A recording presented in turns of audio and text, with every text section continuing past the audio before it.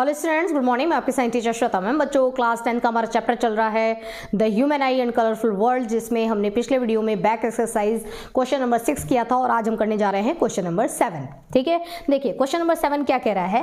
Question number 7 कह रहा है कि कोई एक पर्सन है जिनको जो हाइपरमेट्रोपिक है। ठीक है, हाइपरमेट्रोपिक मतलब उनकी आंखों में हाइपरमेट्रोपिया ये वाली प्रॉब्लम उनको है। ठीक है, हाइपरमेट्रोपिया क्या होता है? हाइपरमेट्रोपिया का मतलब है कि दूर का तो क्लियर दिखेगा, कितना भी दूर कोई खड़ा रहे, ठीक है, भाग के कहां जाओगे, है ना, कितना भी दूर कोई खड़ा रहे एकदम क्लियर दिखेगा, लेकिन पास में अगर रख दो ना तो पास की चीजों को पढ़ने में दिक्कत आती है। ठीक है, तो दूर की चीजें तो क्लियर दिख रही हैं लेकिन पास की चीजें क्लियर नहीं दिख रही हैं, इसको हम बोलते हैं हाइपरमेट्रोपिया। आंखों में जो ये प्रॉब्लम होती है। अब मान लो कि मैं ही वो हूं जिसको कि हाइपरमेट्रोपिया है। ओके, तो ये श्वेता मैम है ना, इनको आंखों में प्रॉब्लम है ना, वो हाइपरमेट्रोपिक है, यानी कि मुझे पास में जो लिखी हुई चीजें रहेंगी वो दिखाई नहीं देंगी, लेकिन दूर की चीजें मुझे बहुत दूर तक भी दिख जाएगा। यानी कि कोई भी अगर चोर भाग रहा है ना तो मैं दूर से ही देख के बता सकती हूँ कि वो उधर गया है। ठीक है, तो दूर की चीजें मुझे साफ साफ दिखाई देती हैं लेकिन पास की चीजें मुझे देखने में प्रॉब्लम होती है। ठीक है, तो हाइपरमेट्रोपिया की प्रॉब्लम है।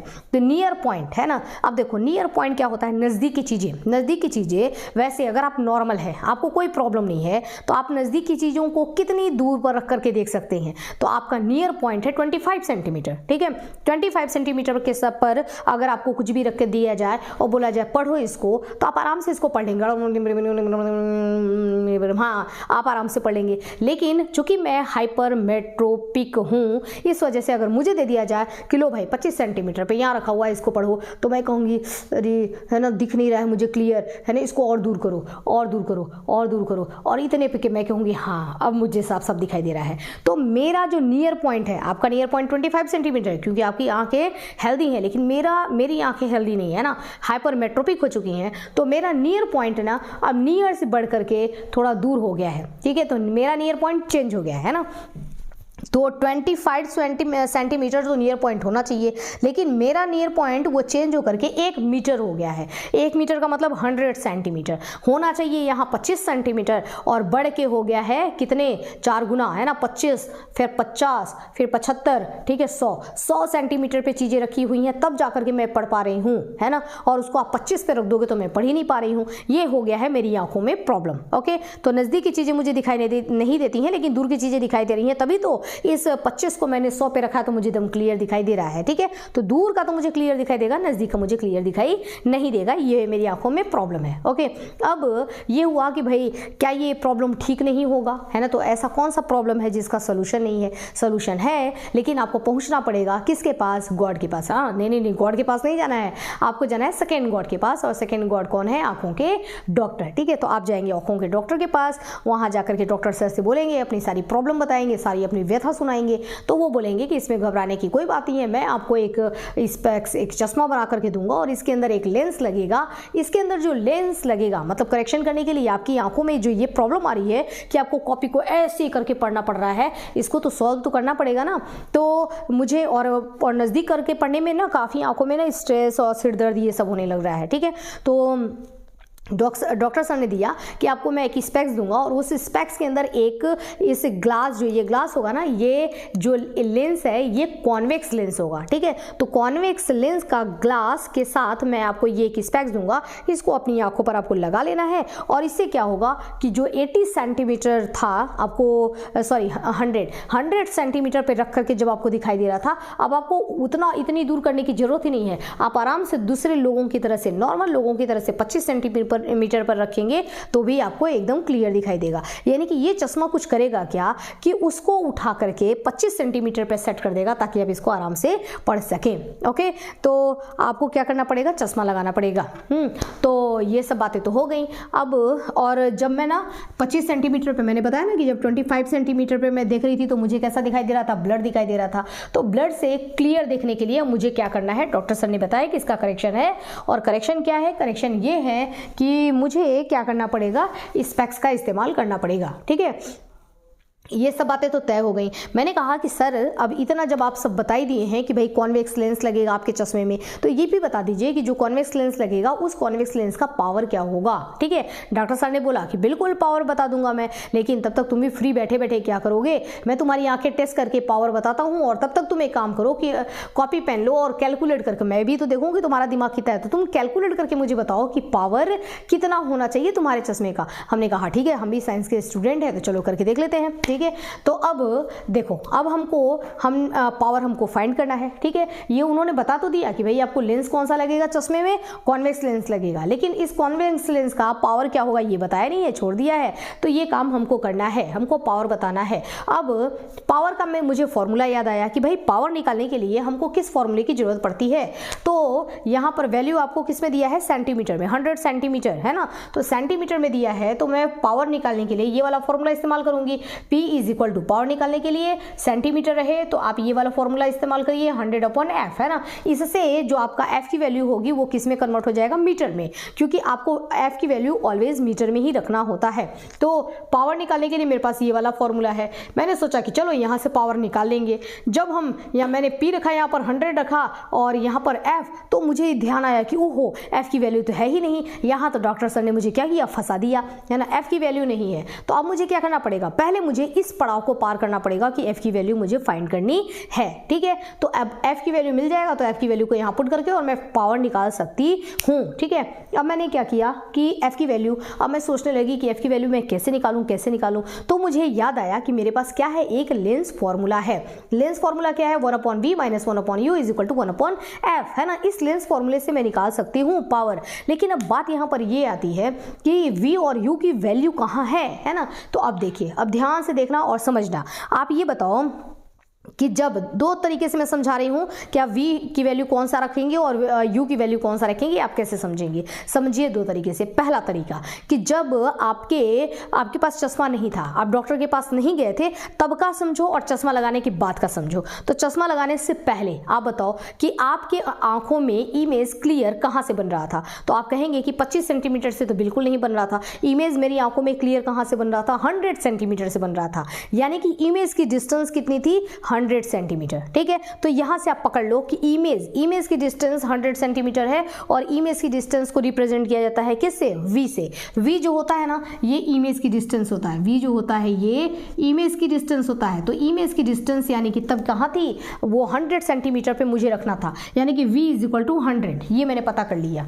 और ऑब्जेक्ट है ना, तो उसके अलावा जो बचेगा, ठीक है, ऑब्जेक्ट मेरा जो उसके अलावा बचेगा, इमेज तो मेरा 100 पे बन रहा है। ठीक है, और ऑब्जेक्ट को आप चाहे कहीं भी रखिए, मुझे साफ दिखाई नहीं देगा। जब ऑब्जेक्ट को मेरे आंखों में इमेज कहाँ से साफ क्लियर दिखाई देगा, तो वो 100 सेंटीमीटर से दिखाई देगा। तो पहला जो 100 सेंटीमीटर है ना, वो क्या हो गया मेरा, वो हो गया मेरा ऑब्जेक्ट का डिस्टेंस। जब एक ऑब्जेक्ट का डिस्टेंस है तो दूसरा मेरे पास एक वैल्यू है ना, वो क्या है, 25 सेंटीमीटर। तो 25 सेंटीमीटर क्या हो जाएगा, ये हो जाएगा सॉरी ये इमेज का डिस्टेंस था। ऑब्जेक्ट मैंने बोला क्या अभी, इमेज का डिस्टेंस। इमेज हम मेरे आंखों में क्लियर कहां से बन रहा था, वो बन रहा था 100 पर। ठीक है, तो 100 हो गया मेरा इमेज का डिस्टेंस, और जो दूसरा वैल्यू बचा नियर पॉइंट 25 सेंटीमीटर, उसको मैं ले लूंगी कि वो हो गया मेरा क्या, ऑब्जेक्ट का डिस्टेंस। ठीक है, तो ऑब्जेक्ट हो गया 25 सेंटीमीटर और इमेज कहां हो गया, इमेज हो गया मेरा V।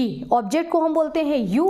ठीक है, ऑब्जेक्ट का जो डिस्टेंस होता है ना, वो होता है U मतलब ऑब्जेक्ट का डिस्टेंस, और V मतलब इमेज का डिस्टेंस। तो आपका V, इमेज आपकी आंखों में क्लियर कहां बन रहा है, बिना चश्मे के, तो 100 पर, तो इसकी वैल्यू हो गई 100। और ऑब्जेक्ट का डिस्टेंस, वो ऑब्जेक्ट का नियर पॉइंट कितना होना चाहिए, ऑब्जेक्ट आप कहां रखना चाहेंगे, तो वो होगा हमारा U। ठीक है, तो U हमारा नियर पॉइंट कितना है, 25। तो इसके जगह पे आप 25 रख दो, इसके जगह पे 100 रख दो, इस तरीके से क्लियर। ठीक है, तो ये आप निकाल सकते हैं बिना चश्मे के जगह पे। आपको सिर्फ ये बात पकड़ना है कि बिना चश्मे के मेरे आंखों में इमेज क्लियर कहां से बन रहा है। जहां से इमेज क्लियर बन रहा है बस वही होगा मेरा इमेज का डिस्टेंस। ठीक है, तो वो इमेज हो गया, V हो गया, तो जो दूसरा होगा वो U होगा। इस तरीके से पकड़ सकते हैं। नहीं तो अब चश्मे की बात देखो, ये जब मैंने चश्मा लगाया, ठीक है, स्पेक्स लगाया, तो स्पेक्स ने किया क्या, एक्चुअल में किया ये कि 25 सेंटीमीटर पे यहाँ में रख जो ऑब्जेक्ट था हमारा जो दिखाई नहीं देता था मुझे, ठीक है, उसको इन्होंने क्या किया कि इसको खींच करके, ठीक है,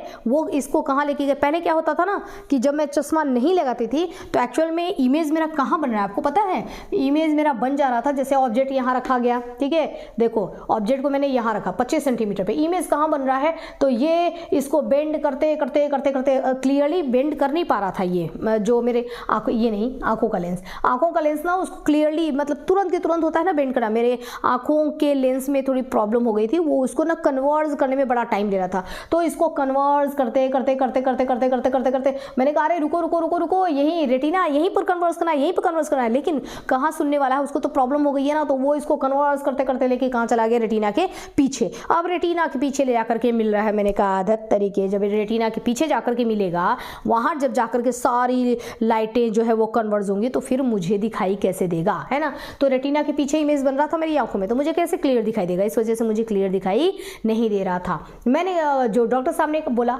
तो स्पेक्स यहाँ पर लगाया, जब स्पेक्स लगाया तो स्पेक्स ने बोला कि तू टेंशन मत ले, बीमार तू हुआ है, बीमार मैं नहीं हूं, है ना, मैं एक काम करता हूं कि सबसे पहले मैं एक काम करूंगा कि पहले थोड़ा सा मैं बेंड कर दूंगा, है ना, पहले थोड़ा सा कन्वर्स तो मैं ही तेरे को करके दे दूंगा, उसके बाद आगे का काम तू कर लेना, तो तेरा थोड़ा काम जो ये इतना सा काम जो जिसकी वजह से डिस्टर्बेंस हो रहा था ना, ये इतना सा काम मैं कर देता हूँ, मैं उसको थोड़ा सा तेरे को पहले से ही मोड़ के देता हूँ, अब तो तू मोड़ लेगा ना, हाँ हाँ हाँ अब तो मोड़ लूंगा। अब इसको मोड़ते मोड़ते और आराम से अब ये क्या करता है, इसको ला देता है रेटिना पर, और रेटिना पर आ गया तो इमेज क्लियर बन गया। ओके, अब VRU की बात कर रहे थे हम, आपको समझ में आया कि एक्चुअल में मेरी आंखों में प्रॉब्लम क्या थी, मेरी आंखों में प्रॉब्लम ये थी कि इमेज कहाँ बन रहा था, रेटिना के पीछे, इस वजह से मुझे दिखाई नहीं दे रहा था, लेकिन अब चश्मे की वजह से मेरा इमेज जो है वो वापस रेटिना पे बन गया, इसलिए मुझे दिखाई देने लगा।